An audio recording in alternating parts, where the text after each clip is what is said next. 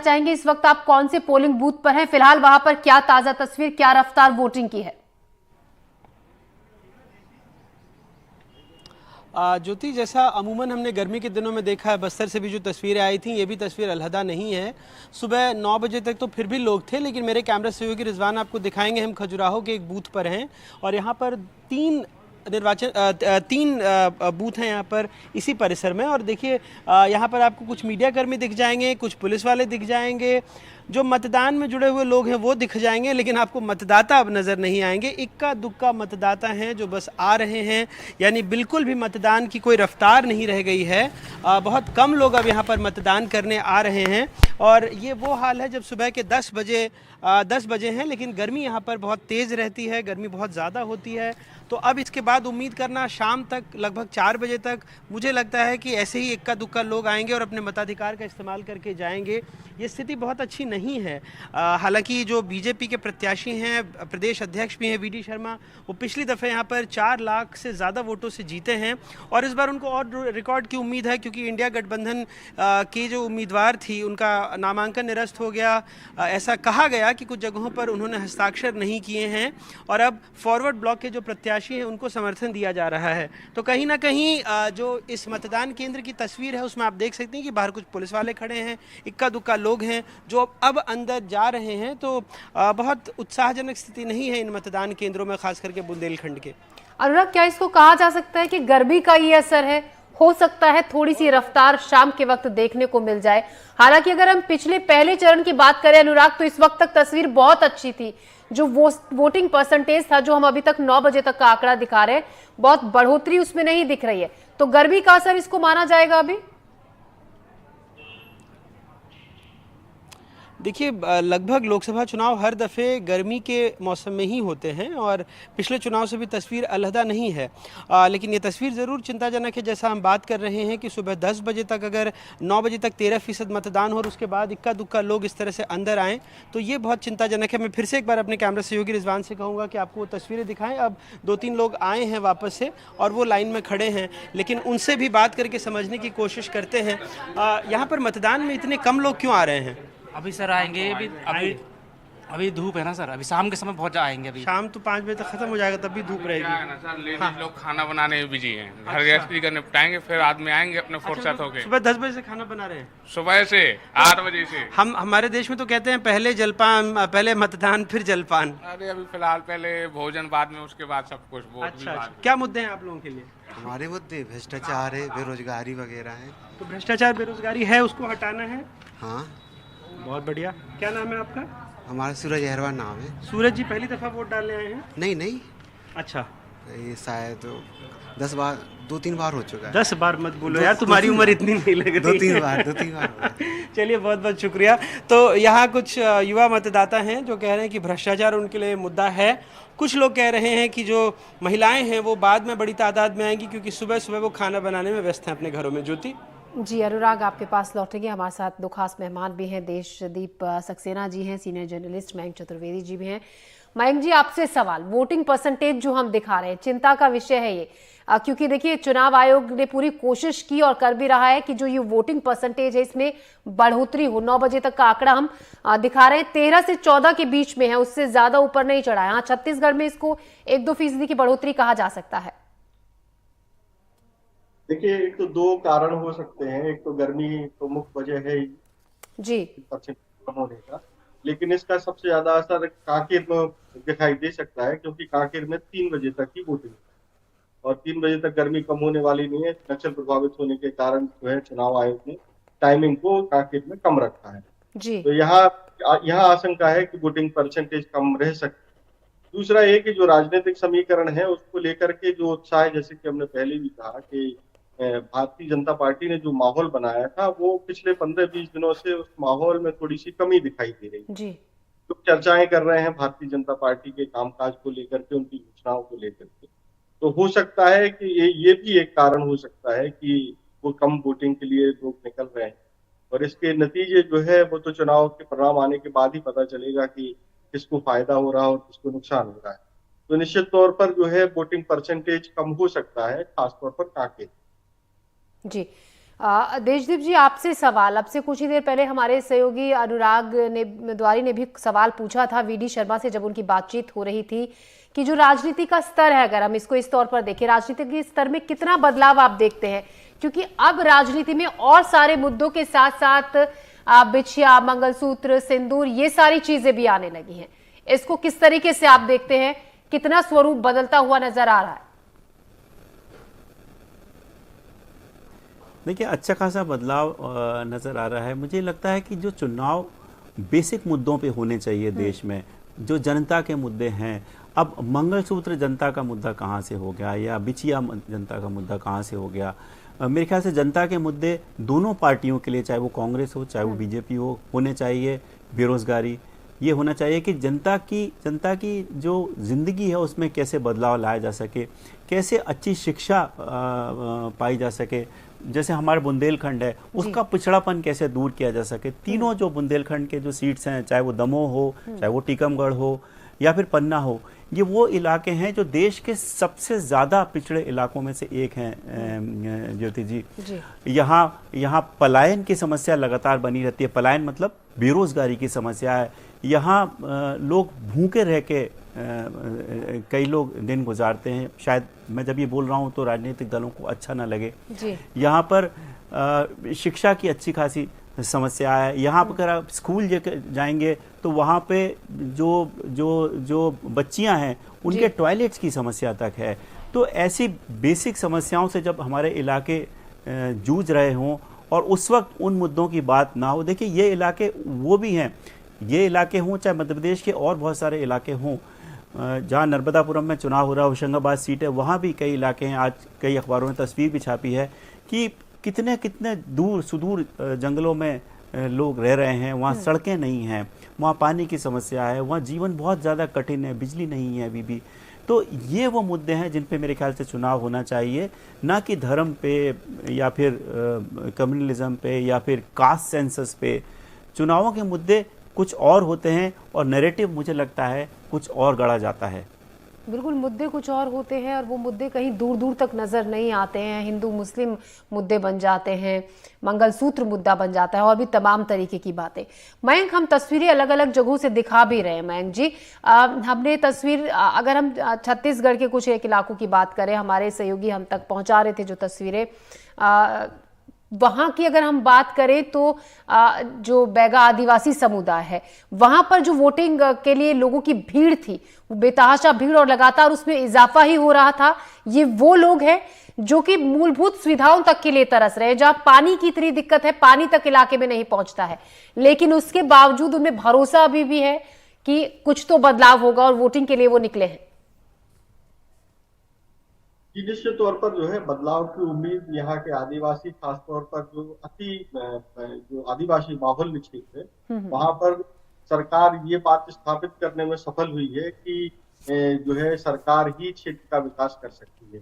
खासतौर पे नक्सल प्रभावित जो इलाके हैं वहां तरीके से सड़कों का निर्माण हुआ है। सरकार की योजना, दूसरी भी जो सरकार देती है, खासतौर पर उनका स्वास्थ्य सेवाओं का जो विस्तार हुआ है, उससे आप देखिए कि नक्सलवाद की तरफ से ग्रामीणों का झुकाव थोड़ा सा कम हो रहा है। एक तरीके से बहुत सारे लोगों का कोई लगता था कि जो नक्सली हैं उनके प्रभाव में आ जाते थे और उनका सपोर्ट भी ग्रामीण करते रहे हैं, लेकिन अब जो है स्थितियां उलट चुकी हैं।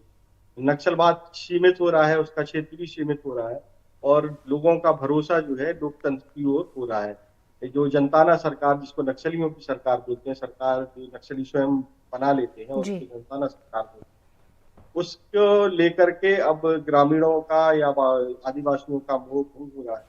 आप देखिए कि पिछली बार जो पहले चरण में जो बस्तर में चुनाव हुआ था, उसमें उन इलाकों में भी अच्छी खासी वोटिंग हुई है जहां लोग बूथ के आसपास भटकने से भी कतराते थे, क्योंकि जो वोट डालते थे उनको नक्सली चेक करते थे, उनकी उंगलियां चेक करते थे। अगर उनके उंगलियों पर चुनाव की स्याही लगी हुई थी तो उनको प्रताड़ित किया जाता था। कई बार ऐसी समाचार भी मिलते रहे हैं कि उनकी उंगलियां काटी गई। जी। लेकिन अब देखिए कि उन्हीं इलाकों में लोग ट्रैक्टर ट्रॉलियों में भर भर के आए और उन्होंने वोट किया। तो निश्चित तौर पर ये तो स्थापित हुआ है कि लोकतंत्र जो है उन इलाकों में भी अब जो है अपनी जड़ें जमा रहा है और वटवृक्ष का रूप ले। जो है एक समय तक नक्सलवाद की जड़ें बहुत गहरे तक। तो भयमुक्त तो हो रहे हैं जो नक्सल प्रभावित इलाके हैं। और अब से कुछ ही देर पहले कांग्रेस प्रत्याशी कांकेर से बीरेश ठाकुर का पूरा परिवार वोट डालने के लिए पहुंचा, उनसे बातचीत की हमारे संवाददाता नीरज तिवारी ने। आइए देखते हैं। कांकेर के द्वितीय चरण का मतदान जारी है और बीरेश ठाकुर जी हमारे साथ है, कांग्रेस के प्रत्याशी हैं। सर, क्या आपने मतदान कर दिया है? हाँ जी, कर लिया मतदान।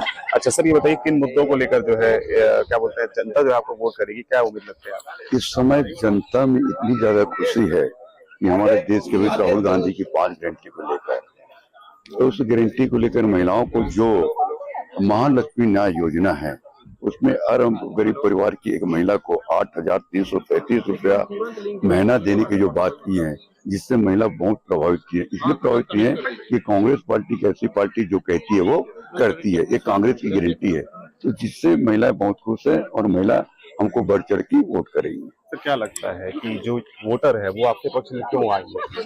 वोटर मेरे पक्ष में आने के एक कारण एक और है कि मैं सदा संपर्क में रहता हूँ, हर सुख हो चाहे दुख हो उनके सामने मैं खड़ा रहता हूँ।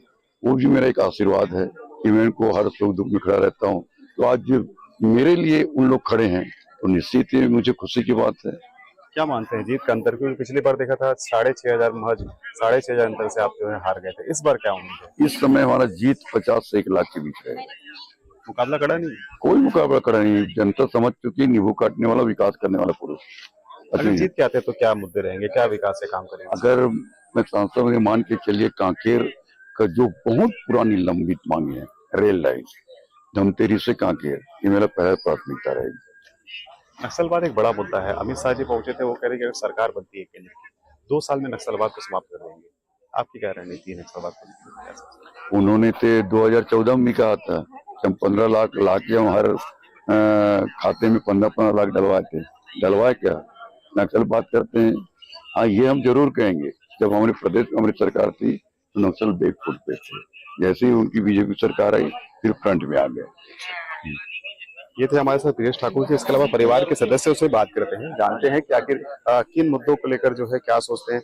आपके पिताजी चुनावी मैदान में हैं, क्या आपने वोट कर दिया? हाँ जी, कर दिया। थोड़ा फिंगर दिखाइए। अच्छा, आपने मतदान कर दिया। इसके अलावा कौन कौन पहुंचे हैं मतदान के लिए? जी, हमारे घर से सभी आए हुए हैं यहाँ। आधे लोग तो घर चले गए, सुबह 7 बजे से सब आ गए थे, सब आधे वोट करके चले गए। अभी हम बच्चे ही बस यहाँ हैं।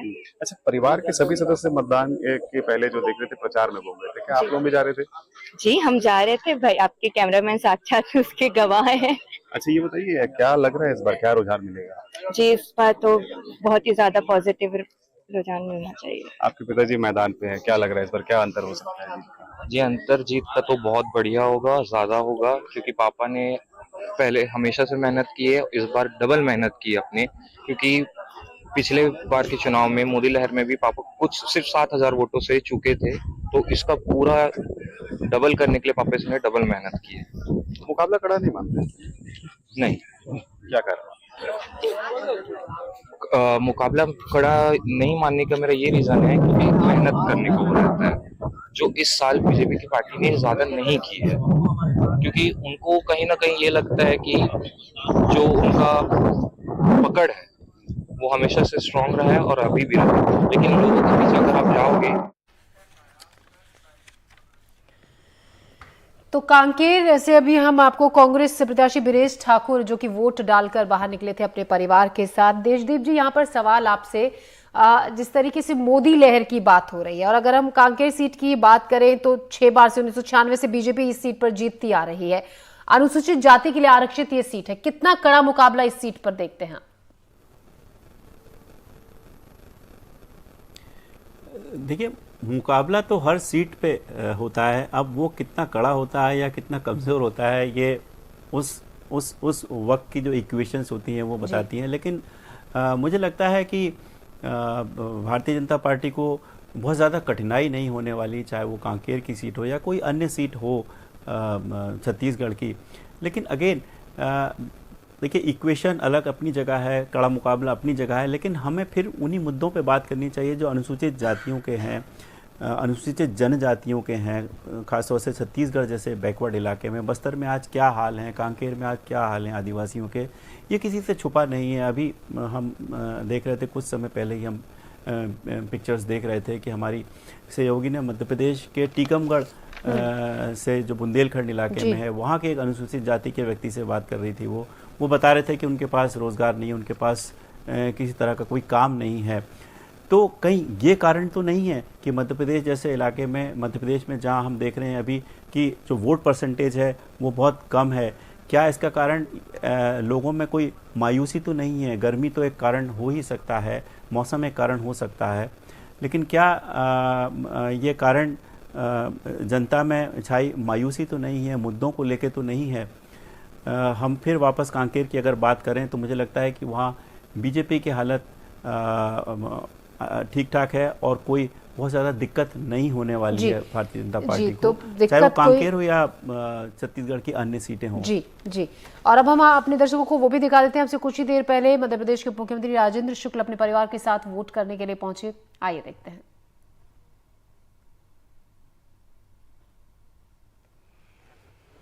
तो राजेंद्र शुक्ल अपने पूरे परिवार के साथ वोट डालने की, मतदान के बाद बाहर आकर अपनी उंगली पर स्याही का निशान दिखाते हुए।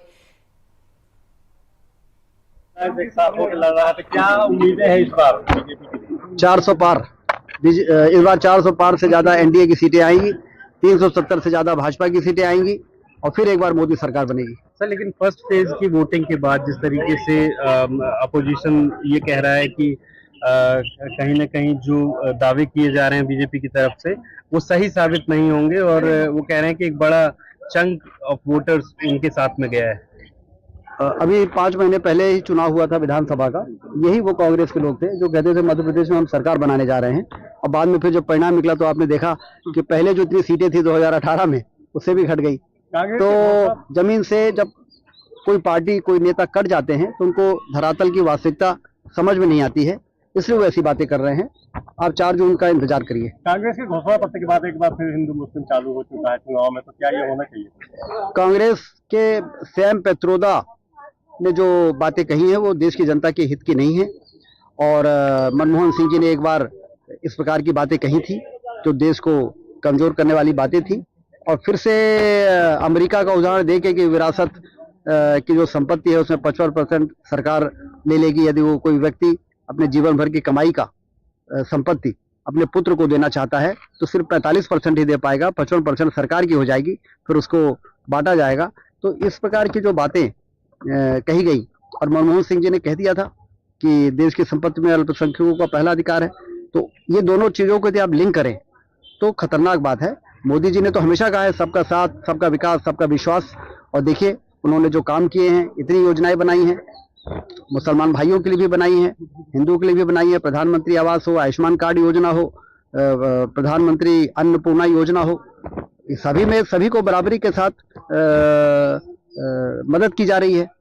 लेकिन ऐसे चुनाव के समय में कांग्रेस के द्वारा इस प्रकार की बातें करना गैर जिम्मेदाराना है और इसकी चारों ओर निंदा हो रही है। तो चुनाव के वक्त ये आरोप प्रत्यारोप तो आम बात है ही, और एक दूसरे पर तंज जिस तरीके से किया जाता है, आरोप लगाए जाते हैं। मयंक जी, जिस तरीके से जो आज अब देखा जा रहा है, जो बीजेपी नेताओं का जो बॉडी लैंग्वेज है, जो कॉन्फिडेंट है, उनमें इतने आत्मविश्वास से जो लबरेज है, इसको क्या माना जाए? क्या ये मोदी लहर की वजह है? इसकी वजह है मोदी का चेहरा जिसके नाम पर उस चुनाव लड़े जा रहे हैं, और हर बीजेपी का नेता इतना बिल्कुल पूरी तरीके से अपनी जीत को लेकर आश्वस्त नजर आ रहा है?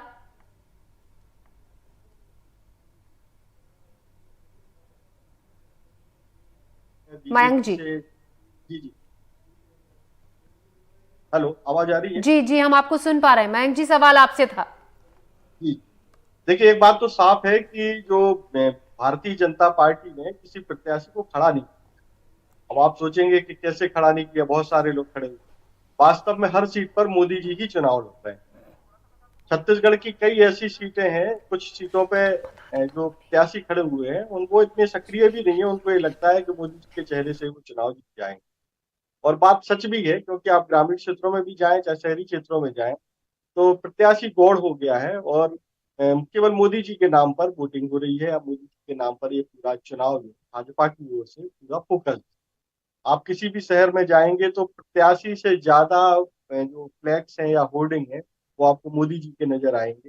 और प्रत्याशी या तो उसमें गायब है या प्रत्याशी जो है बहुत छोटे रूप में उसमें अपनी उपस्थिति दर्ज करा रहा है। तो ये तो बिल्कुल साफ है कि पूरा चुनाव जो है मोदी जी लड़ रहे हैं, हर लोकसभा क्षेत्र पर मोदी जी ही खड़े हुए हैं।